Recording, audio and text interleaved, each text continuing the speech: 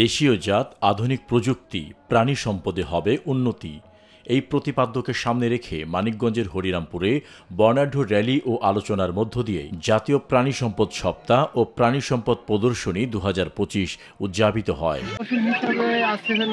European silky আছে, European silky আর একটা আছে দেশি, আর ব্রাহ্মার কিছু বাচ্চা আছে, সেটা হলাম কলম্বিয়ান ব্রাহ্মা, কলম্বিয়ান ব্রাহ্মা, পাশাপাশি ব্রাহ্মার বাচ্চা আর বড় মুরগি এগুলাই নিয়ে আসছি, আর সাদা কোয়েল পাখি আর কিন্তু যে বাজিগার পাখি।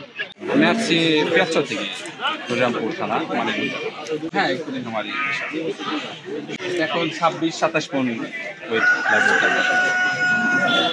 বুধবার সকাল 11টায় প্রথমে উপজেলা পরিষদ প্রাঙ্গণ হতে উপজেলা চত্বর প্রদক্ষিণ করে উপজেলা প্রাণী সম্পদ প্রাঙ্গণে র্যালি শেষ হয়ে পরবর্তী আলোচনা সভা অনুষ্ঠিত হয়।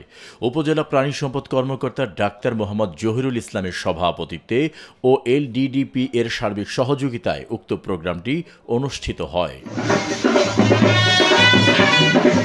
উক্ত অনুষ্ঠানে প্রধান অতিথি হিসেবে উপস্থিত ছিলেন উপজেলা নির্বাহী অফিসার নাহিদা আক্তার। আরও উপস্থিত ছিলেন হরিরামপুর থানার অফিসার ইনচার্জ মোহাম্মদ মুজিবুর রহমান, উপজেলা কৃষি কর্মকর্তা মোহাম্মদ তৌহিদুজ্জামান খান, উপজেলা সম্প্রসারণ কর্মকর্তা মোহাম্মদ সাইদুর রহমান।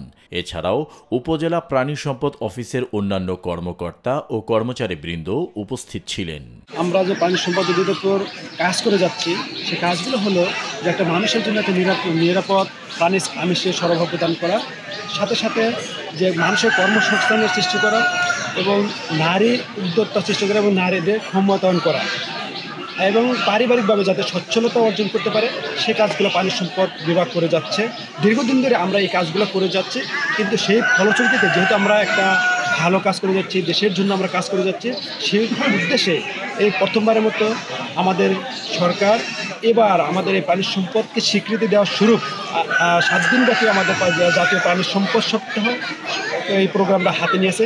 আমরা যারা এই গভর্নমেন্ট এই সরকারের সাথে আছে, প্লাস আমাদের এই অধিদপ্তর আছে, আমরা এই কাজটাকে অত্যন্ত মনে থেকে নিয়েছি, প্রাণে থেকে নিয়েছি, ধারণ করছি, লালন করছি এবং সেভাবে আমরা কাজটা সম্পাদন করে যাচ্ছি। নিরপেক্ষ, সত্য প্রকাশে আপোষহীন।